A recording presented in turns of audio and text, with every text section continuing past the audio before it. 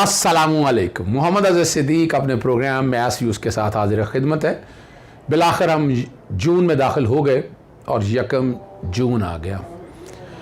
वफाकी हुकूमत बजट पेश करने जा रही है 10 जून को। तो मेरी इतलात यही है वो नहीं जा रहे, ढीठ बन के बैठे रहेंगे। जलील इन्होंने और होना है, ये 13 सियासी जमातों ने। और महंगाई का जो तूफ़ान है उसमें मैं अलहदा प्रोग्राम करूंगा आपके साथ, फिर मैं तफसीलात बताऊंगा। आज है 1 जून 2022 और बुध का दिन है। काफ़ी मसरूफ़ दिन गुजरा, काफ़ी गहमा गहमी रही, कई मामलात यहाँ पर तफसीली बहस हुए, उसमें मैंने आपको बताना है। और जो अब मैं महसूस कर रहा हूँ कि पंजाब की हद तक हम केस बनाने में कामयाब हो गए और वज़ीर आला हमज़ा शरीफ को जो ओहदे से हटाने के लिए दरख्वास्तों पर समाअत हुई और वक्त ख़त्म हो जाने की वजह से अदालत ने समाअत जो है ना वो 6 जून तक मुलतवी कर दी। अपना अदालत जो है ना वो काफ़ी मसरूफ़, यानी चीफ जस्टिस साहब का आगे काफ़ी बिजी शेड्यूल है, तो उन्होंने कहा कि मंडे से रोज़ाना की बुनियाद पर समाअत दोबारा जारी रखी जाएगी।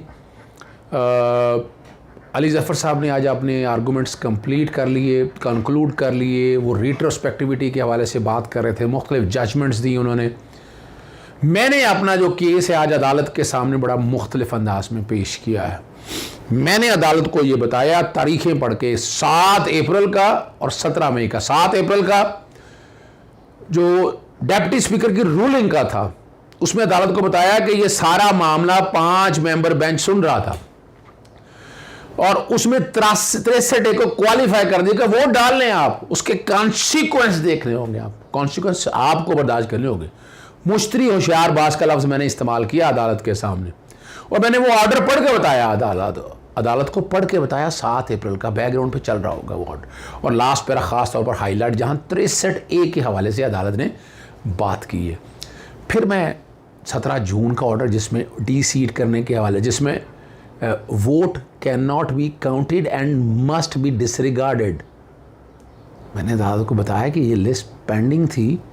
और 17 मई की मैंने डेटें बताई कि 19 मार्च से ये समाअत शुरू हुई थी सदारती रेफरेंस की, यानी आर्टिकल 63A की इंटरप्रिटेशन के कॉन्टेक्स्ट में मामला सब जुडिस था before court of law. Advisory jurisdiction में आर्टिकल 186 चल रहा होगा। फिर मैंने बताया कि मैंने ये सुप्रीम कोर्ट में कहा था कि आर्टिकल 186 को नहीं मानते ये लोग, ये नहीं मानते हैं। तो मैंने अदालत को यही बताया था कि वो सुप्रीम कोर्ट के सामने कि आर्टिकल 184 के तहत भी ये ऑर्डर दिया जाए। तो अदालत ने, मैंने वो पढ़ के बताया 184(3) और 2 पोर्शन मैंने अलहदा किए कि सुप्रीम कोर्ट ने क्या कहा। सुप्रीम कोर्ट ने एक हिस्से में कहा कि वो वोट काउंट नहीं होगा, डिसरिगार्ड कर दें। जो दूसरे हिस्से में कॉन्सिक्वेंस की बात की है कि आगे क्या होगा, आगे क्या होगा, आगे यह है कि वो डी-सीट होंगे। तो आईनी तरमीम एक कॉन्स्टिट्यूशन एक लिविंग डॉक्यूमेंट है, इसका इतलाक जब से तरमीम है उस वक्त से होना है। तो आर्टिकल 63 जब आया तो इसकी रेट्रोस्पेक्टिविटी का तो मसला है ही नहीं, माजी से इतलाक का तो मसला ही नहीं है। डेक्लेरेशन दे दी, आइन की तशरीह कर दी, तो जिस दिन से अब चूंकि मामला ये पेंडिंग पड़ा था तो इस पेंडेंसी के दौरान ये फैसला हुआ है। तो इसलिए वन वे और दी अदर, अगर आप इस सारे मामले को देखें तो सुप्रीम कोर्ट ने बड़ा वजाहत के साथ बता दिया, ये माजी के इतलाक का तो मसला रह ही नहीं गया। सुप्रीम कोर्ट के फैसले पर अमल दरामद के लिए महज दरख्वास्त देना ही काफ़ी होगी, पिटीशन दायर करना ज़रूरी नहीं है। और मैंने आर्टिकल 189 की बात की, 187 के हवाले से बात की, दोनों बैकग्राउंड पे चल रहे होंगे। और अदालत ने कहा, उसने कहा कि सुप्रीम कोर्ट के फैसले पर अमल दरामद कराने के वो पाबंद हैं। मैंने बतौर चीफ जस्टिस अपने मसले और यानी यहाँ सुप्रीम कोर्ट का अपना सदर पाकिस्तान को सुप्रीम कोर्ट में रेफरेंस आ चुका था जब कौमी असम्बली और पंजाब असम्बली में वोटिंग हुई। मामला सुप्रीम कोर्ट में ज़ेरे समाअत था और सुप्रीम कोर्ट ने आइन के आर्टिकल 63 पर तारीखी फैसला दिया। फैसला से कबल कौमी और सूबाई असम्बली में वोटिंग की मशरूत इजाजत दी गई, यह भी मैंने अदालत को बताया, ठीक है ना जी। और सुप्रीम कोर्ट ने फैसला से कबल वोटिंग पर कदगन लगा दी कि फैसले के नताइज भी भुगतना होंगे। और सुप्रीम कोर्ट ने समाअत के दौरान वार्न किया कि आर्टिकल 63A मौजूद है और इलेक्शन नताइज फैसले के ताबे होंगे। और सुप्रीम कोर्ट के मुख्तलिफ फैसले के हवाले से जैसे अली ज़फ़र साहब ने बताया कि मुख्तलिफ फैसला, इसमें कोई शक नहीं है। और फवाद चौधरी साहब भी यहाँ आए थे, उन्होंने बड़ी तफसीली, लाहौर हाई कोर्ट में तो नुक्ता ख़त्म ही नहीं हो रहा, वो अपने जो उन्होंने बात की है। और 1 माह से ये केस चल रहा है। चीफ सेक्रेटरी पंजाब ने कहा इसको फौरी वज़ीर आला के नोटिस में लाएँ, ये बात माशरे के फ़ायदे में है कि हर जुर्म की सज़ा हो, फैसला हो, ये वाली बातें हैं। लेकिन मैं अगली तारीख पे अदालत को मज़ीद मुआवनत करते हुए अपने आर्गूमेंट्स इंशाल्लाह मैं कंक्लूड कर लूँगा। मैंने 20-25 मिनट अदालत से मांगे और जहाँ ये वो मामला, और बाद में मैंने मीडिया से जो गुफ्तगू की मैंने इसके बारे में पहले सिंगल जज हमजा शरीफ के इसके हवाले से, हलफ का लार्जर बेंच के बाद में पहले मैं इस पे बात जो मैंने की वो सुन लीजिएगा। में वज़ीर आला पंजाब, गैर कानूनी वज़ीर आला पंजाब बल्कि गैर आइनी वज़ीर आला पंजाब हमजा शरीफ के केस की समाअत हुई।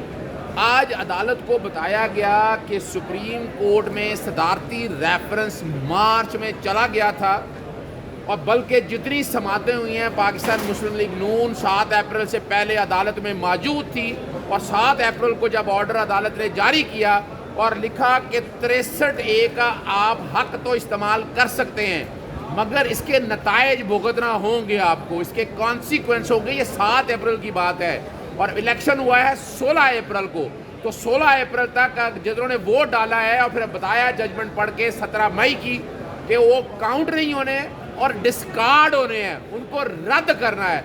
उनको रद्द करने के बाद हमजा के पास 186 वोट भी नहीं रह जाते, सादा मेजॉरिटी की बजाय 172 वोट रह जाते हैं।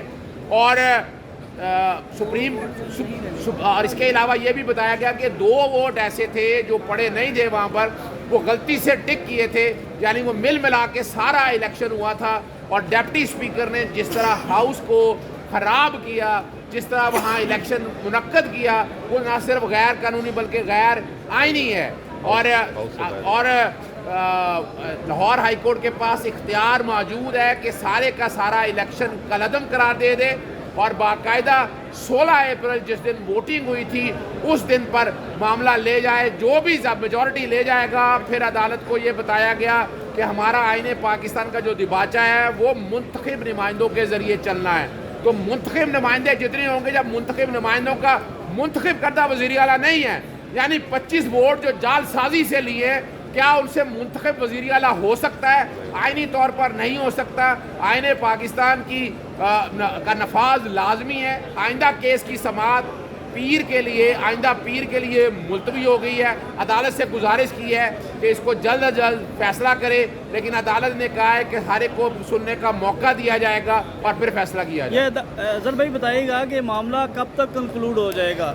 देखिए, हमारी हद तक तो आर्गूमेंट तकरीबन कंक्लूड हो गए हैं। मैंने अदालत से आज 20 मिनट का टाइम मांगा था, तो हम 20 या 25 मिनट में पीर वाले दिन अपने आर्गूमेंट मुकम्मल कर लेंगे। अब 2 वकला है और हो सकता है एडवोकेट जनरल पंजाब, हालांकि एडवोकेट जनरल पंजाब का कोई हक नहीं है, वो 2 वकला ने आर्गूमेंट करने हैं। और मेरी ज़ाती राय के मुताबिक तो ज़्यादा से ज़्यादा 2 दिन या मैक्सिमम आप 3 दिन कह सकते हैं, बुध तक का क्या कह सकते हैं। आर्गूमेंट डिपेंड करता है कि कोर्ट क्या करती है, लेकिन बज़ाहिर इतना लंबा केस अब चलने वाला नहीं है। और उसके बाद लार्जर बेंच के सामने जस्टिस सदाकत अली खान साहब के पास वहाँ मैंने दलाइल दिए और मैंने अदालत को बताया कि मैं फ़र्क रखना चाहता हूँ। मैं भी आपके सामने वो चला रहा हूँ जो हलफ मुख्तलिफ दिए हुए हैं, आइन के अंदर मुख्तलिफ हलफ फराहम किए गए हैं, लेकिन आइन ने आर्टिकल 130 सब आर्टिकल 5 और 91 सब आर्टिकल 5 वज़ीर आला का और वज़ीर आज़म का कॉल अपॉन का लफ्ज़, बाकी तो हलफ ऑटोमेटिक ले लेते हैं ना, इसमें कॉल अपॉन करेगा टू दी इलेक्ट कि पहले अगर कानूनी तौर पर आइनी तौर पर कोई वज़ीर आज़म या वज़ीर आला मुंतखब होगा तो फिर उसे हलफ के लिए बुलाएगा। तो गवर्नर को और सदर को इख्तियार दे दिया कि चूँकि इसका इलेक्शन की अपील कोई नहीं है ना, जो जितना इलेक्शन होगा ये चैलेंज नहीं हो सकता। फिर आर्टिकल 68 और 69 को इकट्ठा पढ़ के क्वालिफाई किया। जनाब जस्टिस तारिक सलीम शेख साहब का कहना था कि आर्टिकल 69 में ऊपर कोर्ट का लफ्ज़ लिखा है, नीचे कोर्ट का लफ्ज़ नहीं लिखा। मैंने कहा 68 और 69 को इकट्ठा मिलाकर पढ़ेंगे और ये और कई रीज़न्स हैं और उस पर जजमेंट बहुत आ चुकी हैं। इसके अलावा गवर्नर और सदर को इख्तियार है कि वो असेंबली की प्रोसीडिंग के अंदर जो मामला है वो उसको दे सके, और यहाँ इलेक्शन की कॉन्स्टिट्यूशनैलिटी के हवाले से ये बात बताई है अदालत को। और मैंने फिर वो गवर्नर का पूरा ओपिनियन पढ़ के बताया, और गवर्नर ने हलफ लेने से इनकार नहीं किया, ना ताख़ीर की। गवर्नर ने ना मुस्तरद किया, ना हलफ लेने से इनकार किया, सोचो विचार कर रहे थे। और टोटल जो है ना सारी, गवर्नर को सेक्रेटरी पंजाब ने रिपोर्ट किस कानून के तहत भिजवाई, मैंने कहा जी मैं रिकॉर्ड कर देकर बताऊंगा आपको। गवर्नर ने अब, लेकिन सेक्रेटरी ने वो रिपोर्ट में वाज़ेह कह दिया कि इलेक्शन में धांधली हुई है, फ्रॉड हुआ है, और ये सारा कुछ रिकॉर्ड के ऊपर है। गवर्नर ने भी दो बातों पे कि एक तो वज़ीर आला का इस्तीफ़ा कानून और आइन के मुताबिक था, दूसरा ये इलेक्शन शैम प्रोसेस है, फ्रॉड है, और इस वजह से मामला सदर पाकिस्तान के पास भेजा। और एक बात और, तीनों रिटों की जो मैंने प्रेयर्स हैं वो एक छोटा सा नोट है, मैं कोशिश करूँगा उतना पढ़ दूँ कि वो जो है ना जो मेरे आर्गूमेंट्स थे कि तीनों की अलग-अलग आईनी दरख्वास्तें थी। पहले में कुछ कहा गया, ऑर्डर कुछ आया, दूसरे तीसरी, एक ही सब्जेक्ट पे 3 दरख्वास्तें नहीं आ सकती, तीनों की प्रेयर पढ़ के, ऑर्डर पढ़ के, आर्टिकल 130। और ये मैंने अपना पॉइंट ऑफ व्यू बनाया कि यहाँ इलेक्शन जो है ना वो देख सकता है, और कि ये नहीं बताया गवर्नर का मौक़िफ़ है या फ़ैसला। गवर्नर ने मनासिब से तो लगता है फ़ैसला जारी हुआ, बज़ाहिर मनासिब से लगता है कि सदर को हदायत जारी कर रहे हैं, और गवर्नर ने मनासिब में लिखा है कि मैंने ये फ़ैसला करना है कि बाकी सदर बताएं कि क्या करना है। ये गवर्नर का ओपिनियन है, मैंने कहा ये सदर के फ़ैसले से मशरूत है। ये बताएं कि गवर्नर के मुनासिब सदर ने क्या फ़ैसला किया। अगर हम ये कह दें गवर्नर नहीं कर सकते तो क्या होगा कि इस्तिस्ना के साए में आइन के हुक्म को किस हद तक नज़रअंदाज किया नहीं जा सकता। ये नहीं हो सकता कि आइन पर कोई अमल ना करे और अदालत खामोश रहे, इस तरह तो मुल्क नहीं चल सकता। मैंने अदालत को बताया कि ऐसी बात नहीं है, आप आइन और कानून के मुताबिक अगर हालात व वाक़या देखें तो बात बड़ी वाज़ेह है। हाई कोर्ट को फिर भी इख्तियार नहीं है। हाई कोर्ट को पहले तशरीह करनी थी, इंटरप्रटेशन करनी थी कि ऐसे हालात हो तो क्या किया जाए। वाई स्पीकर पंजाब असम्बली, क्यों speaker Punjab assembly, speaker national assembly, speaker Punjab assembly पहले क्यों नहीं, डिप्टी स्पीकर क्यों नहीं, ये आइन के अंदर लिखा हुआ है। ये सारी बातें अदालत के सामने मौक़िफ़ रख कर मैंने बताया, और इलेक्शन में फ्रॉड और जितना प्रोसेस है वो सारा सामने रख दिया कि सदर ऐसा नहीं है, पोस्ट ऑफिस नहीं है, और इसीलिए आइन ने फिर मैंने जो बताया, सवाल पूछा गया कि स्पीकर ने एक सर्टिफिकेट दे दिया। मैं क्योंकि वो तो क्लैरिकल वर्क है, मिनिस्टेरियल वर्क है, वो एक रिटर्निंग ऑफिसर है, रिटर्निंग ऑफिसर ने तो अपना काम करके दे दिया, अब उसको तो आगे बाकी उससे अगली अथॉरिटी ने देना है। इलेक्शन प्रोसेस के अंदर तो इलेक्शन मौजूद है, लेकिन यहाँ गवर्नर ने ये सारा मामला देखना, और गवर्नर ने अपना माइंड अप्लाई किया इस सारे मामले के अंदर।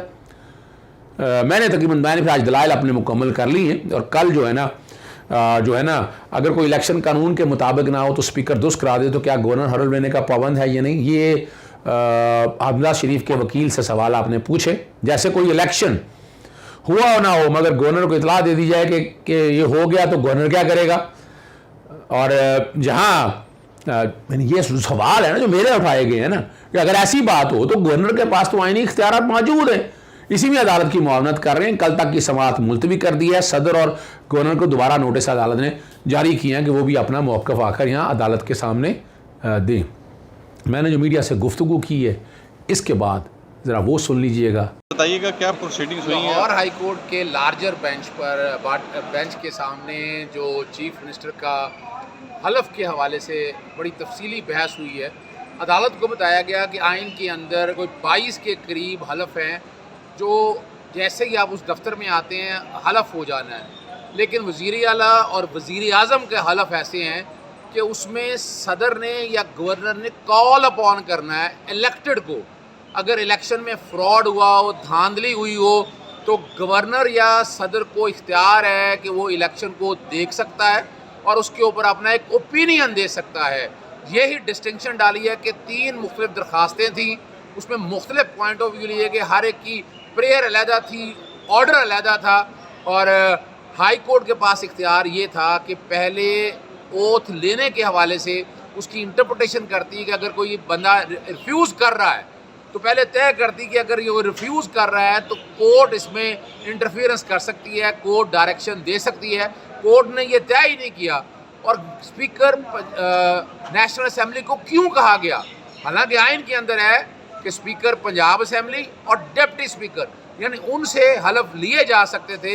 हाई कोर्ट ने अपने इख्तियार से यहाँ तजावुज़ किया है और हाई कोर्ट ने इंटरप्रिटेशन उस कॉन्टेक्स्ट में नहीं किया है। फिर जो पंजाब असम्बली का सारा इलेक्शन है वो फ्रॉड हुआ है, उसके अंदर धांधली हुई है। गवर्नर ने वो सारी धांधली सामने रखी है, इसीलिए जज साहिबान के रिमार्क्स थे कि अगर एक इलेक्शन में फ्रॉड हुआ हो तो कौन देखेगा। गवर्नर के पास इख्तियार नहीं है आइन के आर्टिकल 130(5) के तहत ये, और इसके अलावा तो और कहीं चैलेंज हो नहीं सकता है। तो ये गवर्नर या सदर के पास इख्तियार होगा कि क्या वो देख सकता है। अदालत ने इस पे हमजा शरीफ के वकील से मुआवनत मांगी है कि वो अदालत को सेटिस्फाई करें कि अगर एक इलेक्शन फ्रॉड हो गया या इलेक्शन हुआ नहीं, वो सर्टिफिकेट जारी कर दे स्पीकर, तो क्या उस इलेक्शन को गवर्नर या सदर नहीं देख सकता। जी, आपने वो सारी गुफ्तगू जो मैंने आकर बाहर की वो आपके सामने है।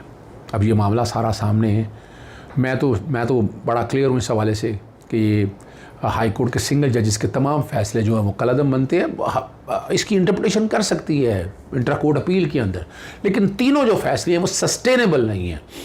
और इसका रेमेडी क्या है आगे, वो रेमेडी बड़ी सीधी सी है। नया गवर्नर आ चुका है, ये सेटिस्फाइड होगा, हलफ नया होगा और आगे गवर्नर देख ले जिस तरह देखना है, मौजूदा गवर्नर ने जिस तरह देखना है आइन और कानून। लेकिन ये पहला जो हलफ है ना, मेरी ज़ाती राय के मुताबिक ये रह नहीं सकता। इसमें कई कानूनी इबहाम है और अपना आइन से डिविएशन है। एक स्टेज के ऊपर वो अदालत ने रिमार्क्स दिए कि अगर गवर्नर आइन पे अमल नहीं करता तो ये ट्रीज़न होगा। जस्टिस इम्तियाज़ रशीद सिद्दीकी कहते हैं। मैंने कहा जी मैं इस आर्गूमेंट को बाय करने के लिए तैयार हूँ। अगर आइन पे कोई अमल दरामद नहीं करता तो उससे कोई फ़र्क नहीं पड़ता, लेकिन उससे ट्रीज़न नहीं होगा। ट्रीज़न तो उसमें आएगा जो आइन तोड़े, आइन को एब्रोगेट करेगा। तो ये भी मैं क्लियर कर, बगावत इस तरह नहीं, इतना आसान लफ्ज़ नहीं है। ये मीडिया में आता है फिर अदालत ने कह दिया कि नहीं हम नहीं कह रहे ये ट्रीज़न हुआ है। इजाज़त चाहता हूँ। अस्सलाम वालेकुम, अल्लाह हाफ़िज़, पाकिस्तान जिंदाबाद।